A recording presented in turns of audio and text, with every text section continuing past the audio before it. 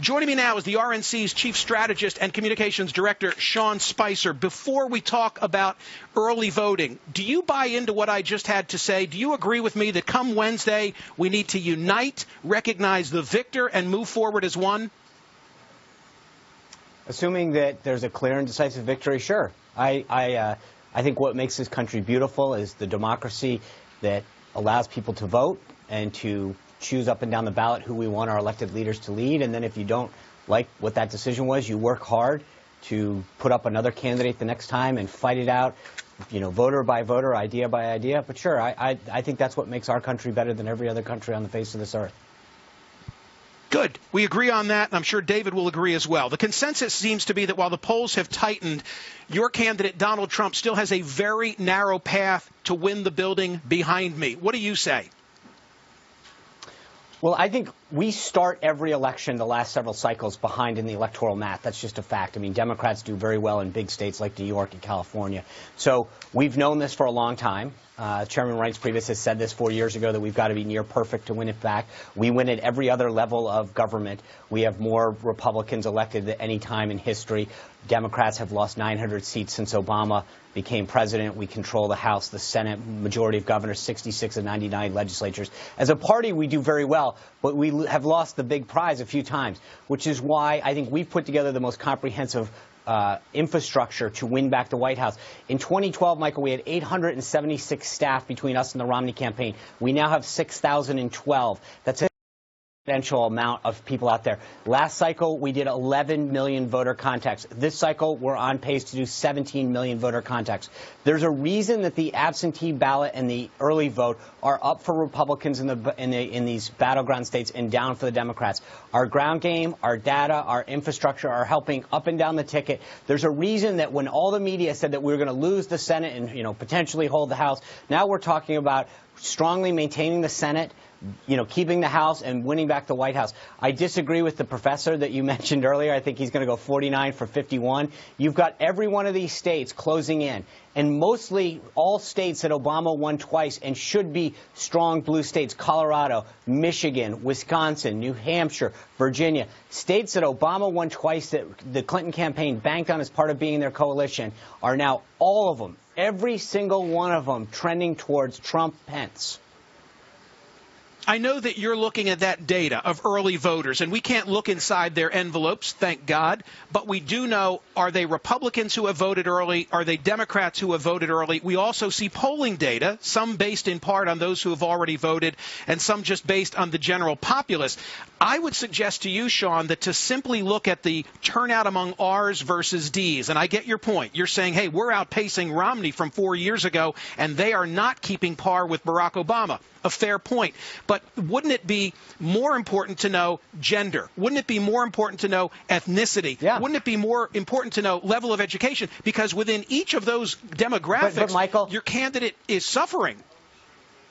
No, Michael, I actually agree 100% with you. But that's what we do. We've got a voter score on 197 million voters. Every single registered voter in the United States, the RNC data operation has modeled. We follow them, we track them, we believe we know where every single voter is going to either turn out early, not turn out early, vote with us, vote not with us, vote, split their ticket. We've modeled every single one of them for the last 4 years. We feel we know exactly where this electorate is and where this thing is headed.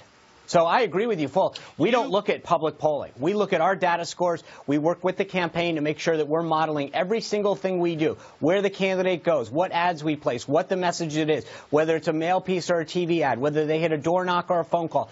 Every single action that we take as a campaign, as a party committee, and this bleeds down to the information that we give every single Senate race, is that we know where our voters are, where we have the potential to grow, where we have the potential to persuade, where we have the potential that we've got to either turn that person out, make them chase and get an absentee ballot back. But I agree with you. That's what we do as a party. We've chased every single voter that we believe we can get, and that's why we feel so good heading into these last 4 days.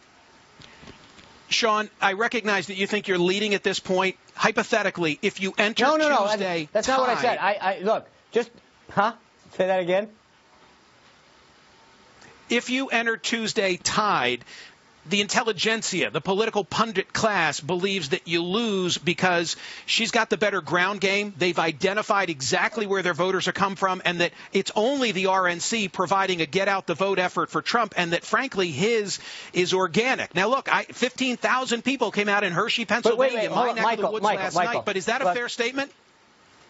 No, it's not. And I just went over it to the beginning. I think the problem is, as you point out, the political intelligentsia, whoever they are, don't take the time to look at the facts. As I mentioned, the combined Romney RNC field operation was 876 people. The combined RNC Trump operation is 6,012. Now, I mean, I went to public school growing up, but that seems like a pretty big growth in the ground game. Voter contacts between RNC Romney in 2012, 11 million. Voter contacts that we'll make with the Trump campaign, 17 million. At the end of the day, the problem is that the political intelligentsia, whomever you're talking to, don't want to look at the facts. We have a much exponentially larger staff on the ground. We've got a much larger voter contact program, and we've got the best data operation of either party. So I think the problem is that people have this view of how things are supposed to work. At the end of the day, it doesn't matter who knocks on your door. If they're knocking on your door saying, tell me who you're going to vote for, what are the issues that are important to you? Are you voting for Marco Rubio or Patrick Murphy in Florida? And what are the issues that are important to you? And we're putting that into the app and bringing that back and feeding it back out to every candidate up and down the ballot.